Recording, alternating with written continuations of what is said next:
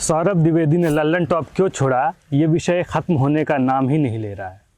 रोज कोई ना कोई अधकचरी जानकारी सोशल मीडिया के माध्यम से परोसी जा रही है। इसलिए आज पर्दे के पीछे की असली कहानी द रूरल इकोज आपके लिए लेकर आया है। नमस्कार, जोहार, मैं आदिल नवाब। इस कहानी को इंडिया टुडे ग्रुप के 15 साल तक काम कर चुके शिवेंद्र जी ने भड़ास फॉर मीडिया के लिए लिखा है। मैं ये समझता हूँ कि उनसे बेहतर उस संस्थान को शायद कोई नहीं जानता होगा।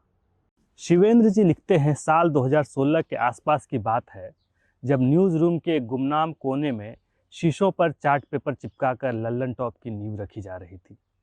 उस वक्त टीवी टुडे मैनेजमेंट के मन में एक अनजाना डर था।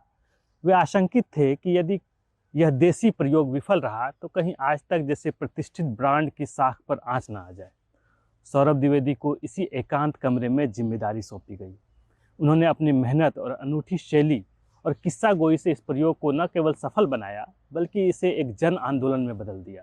नमस्कार, मैं हूं सौरभ द्विवेदी। हम जब छोटे थे तो घर वालों ने चाहा कि बड़ा होकर धार्मिक ग्रंथी बने। मैं 7-8 बरस की उम्र का रहा हूंगा उस वक्त। साल था 1988, महीना था अगस्त। दिल्ली के एम्स अस्पताल के प्राइवेट वार्ड में सो अपनी अपनी गोटियां फिट करने में लगे हुए थे। और आज मैं आपके लिए लेकर आया हूँ। आज मैं आपको किस्सा सुनाने जा रहा हूँ। मैं आपको किस्सा सुनाने जा रहा हूँ। किस्सा सुना रहा हूँ, एक किस्सा सुना रहा हूँ। किस्सा किस्सा किस्सा किस्सा।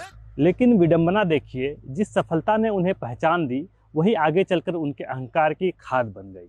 जिस ब्रांड को मैनेजमेंट ने सुरक्षा के लिहाज से आज तक से अलग रखा था, दुनिया उसे सौरभ का निजी स्टार्टअप समझने लगी, जबकि वास्तविकता यह थी कि वे वहाँ महज एक मुलाजिम थे जिसकी जिम्मेदारी संपादक के तौर पर थी। कॉरपोरेट की भाषा में इसे इंडिस्पेंसिबिलिटी सिंड्रोम कहते हैं। मतलब, जब किसी कर्मचारी को यह भ्रम हो जाए कि वह स्वयं ही नियम है और संस्थान उसके बिना अधूरा है। क्या कर रहे हो यार? करें क्या ना करें, ये कैसी मुश्किल है। थोड़े तो टेंट्रम्स बर्दाश्त किया करो कलाकारों के। आप लोग बातें कर रहे हैं। लल्लन टॉप बंद कमरे से शुरू होकर देश का सबसे लोकप्रिय डिजिटल प्लेटफॉर्म बना। लगभग 1 साल पहले ही उनसे ये कमान लेकर कुलदीप को हेड बना दिया गया था। कुलदीप जी वही हैं आप आज तक रेडियो के 3 ताल प्रोग्राम में सुनते हैं। इन सब के शीर्ष पर डिजिटल टीम के सर्वे सर्वा कमलेश सिंह जी हैं। सौरभ का अचानक जाना भले ही स्वेच्छा से लिया गया निर्णय लगता हो, पर इसके पीछे की पटकथा काफ़ी पहले लिखी जा चुकी थी। किसी भी कॉरपोरेट तंत्र का यह शाश्वत नियम है कि कर्मचारी का कद संस्थान से बड़ा नहीं हो सकता। सौरभ के मामले में भी इसी नियम की रस्साकसी चल रही थी। एक वो दिन भी था जब सौरभ की लेखनी और आवाज़ से प्रभावित होकर मैनेजमेंट ने उन्हें इंडिया टुडे मैगजीन का संपादक नियुक्त किया। यह एक ऐतिहासिक निर्णय था, क्योंकि इतनी कम उम्र और अनुभव में यह जिम्मेदारी पाना मुश्किल है। आपको याद दिला दें कि इस पत्रिका के संपादक प्रभु चावला, एमजे अकबर, कावेरी बामजई जैसे दिग्गज रह चुके हैं। शिवेंद्र लिखते हैं कि शायद इसी उपलब्धि ने उनके भीतर इस अहम को जन्म दिया जिसने उन्हें वास्तविकता से दूर कर दिया। धीरे धीरे सौरभ वो व्यक्ति नहीं रहे जिन्हें कमलेश सिंह जैसे सुलझे हुए इंसान इस संस्थान में लेकर आए थे। वे अब स्वयं को अपनी मार्गदर्शकों से भी ऊपर समझने लगे थे। इसी की एक बानगी डज गॉड एग्जिस्ट के कार्यक्रम में भी देखा जा सकता है, जब सौरभ द्विवेदी अपने गुरु को ही लताड़ देते हैं। ये कहा, सुनिए मेरी बात सुनिए। भाई इजराइल के मुताबिक तुम्हारा ठीक हो रहा है ना? नहीं हो रहा है, ठीक नहीं हो रहा है, मैं बता रहा हूँ। कुछ लोग सवाल करने के बजाय भाषण देने लग जाते हैं। उससे आज बचना है। अधिकतम 3 वाक्यों में अपना सवाल करना है। इस तरह की बातें कर रहे थे।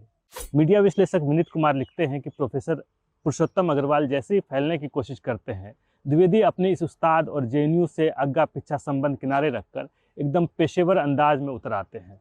प्रोफेसर एक मिनट करने के साथ 2-3 निर्गुणिया वाक्य के ढूंढने का इस्तेमाल करके साफ जतला देते हैं कि उस्ताद, आज की इस महफिल में सिर्फ मैं फैल सकता हूँ, बल्कि हम कोई भी महफिल तब तक नहीं सजाते या उसका हिस्सा नहीं बनते जहाँ मेरे खुद के फैलने की गुंजाइश नहीं होती। आपने ये कहा, सुनिए मेरी बात सुनिए। भाई इजराइल के मुताबिक तुम्हारा ठीक हो रहा है ना? नहीं हो रहा है, ठीक नहीं हो रहा है, मैं बता रहा हूँ क्या हो रहा है। आप तशरीफ रखिए, मैं बता रहा हूँ क्या हो रहा है। Let me complete please. एक सेकंड गाइस, एक सेकंड। ये देखिए, ऐसा है कि ये सब बड़ा आपस में विचार विमर्श के बाद ये तय हुआ था कि कुछ नियम बना लिए जाएं ताकि एक टाइम बाउंड बातचीत चले। और भाई साहब, आप बड़ा जरूरी काम कर रहे हैं लेकिन कैमरे के फ्रेम में आके उस काम को गड़बड़ कर दे रहे हैं। ठीक है गुरु, अब मेरे को कहीं का गुस्सा कहीं निकालना था, सॉरी। कोई भी संस्थान लगातार अनुशासनहीनता को बर्दाश्त नहीं कर सकता।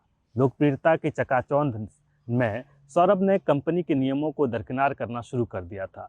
टीवी टुडे का नियम स्पष्ट है, चाहे कोई कितना भी वरिष्ठ हो, किसी बाहरी मंच या विदेश में शामिल होने या बोलने के लिए टॉप मैनेजमेंट की अनुमति लेना जरूरी है।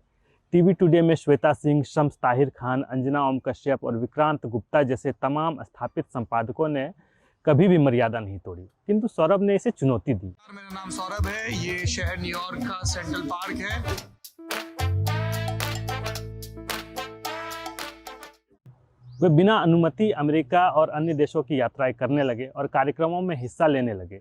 जब वरिष्ठों के माध्यम से उन्हें टोकने का प्रयास किया गया तो उन्होंने स्पष्ट कह दिया कि उन्हें किसी की अनुमति की आवश्यकता नहीं है। जिंदगी परी कथा सी होती तो क्या ही बात होती। Guest in the news room में आज के हमारे मेहमान बेहद कमाल के बेहद हरफन मौला आमिर खान। बहुत बहुत स्वागत है।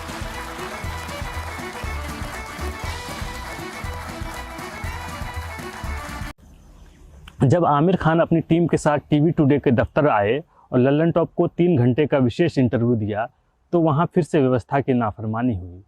कंपनी में सिनर्जी के नियम के अनुसार जब कोई बड़ा सितारा दफ्तर आता है तो सभी विभागों को सूचित किया जाता है ताकि संस्थान को उसका अधिकतम लाभ मिले, किंतु सौरभ ने इसे गुप्त रखा।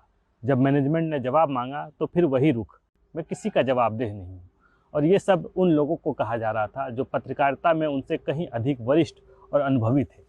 मैनेजमेंट की नज़रें अब टेढ़ी हो चुकी थी और वे एक ऐसे मौके के इंतज़ार में थे जहां यह फिर से साबित किया जा सके कि संस्थान ही सर्वोपरि है। यह मौका आया 20 दिसंबर 2025 को। अपनी पुरानी आदत के अनुसार सौरभ बिना अनुमति एक ऐसे कार्यक्रम में मॉडरेटर बनकर पहुंच गए जहां डज गॉड एग्जिस्ट जैसे संवेदनशील विषय पर जावेद अख्तर और मुफ्ती शमाइल नदवी के बीच बहस हो रही थी। इस विवादित डिबेट की पूरी रिकॉर्डिंग भी बिना अनुमति के लल्लन टॉप के चैनल पर प्रसारित कर दी गई। यह विषय न केवल समाज के एक वर्ग को चुभा बल्कि इसकी शिकायत मैनेजमेंट और सरकार तक भी पहुंची। संस्थान के लिए यह भारी शर्मिंदगी और जोखिम का सब्जेक्ट बन गया। इंडिया टुडे हिंदी मैगजीन का और लल्लन टॉप का संपादक हूं और आज की इस बहस का मॉडरेटर भी। इसके बाद वही हुआ जो होना था। कुछ तल्ख फ़ोन कॉल्स, आपसी खींचतान, बीच का रास्ता खोजने की कोशिश और वो रास्ता था विदाई का। मैनेजमेंट ने तय किया कि ये संदेश भी स्पष्ट जाना चाहिए कि जिस प्रकार प्रभु चावला इंडिया टुडे के मालिक नहीं थे, उसी तरह सौरभ द्विवेदी लल्लन टॉप के मालिक नहीं हैं। वे एक मुलाजिम है और हर मुलाजिम का एक कार्यकाल होता है। सौरभ ने भले ही ये दावा किया कि वे अध्ययन के लिए जा रहे हैं, लेकिन सच्चाई तो यह है कि सौरभ ने अपनी आगे की पटकथा उसी दिन लिख दी थी जिस दिन आमिर खान लल्लन टॉप के दफ्तर में आए थे और सौरभ उनकी टीम के साथ भविष्य की रणनीति बना रहे थे।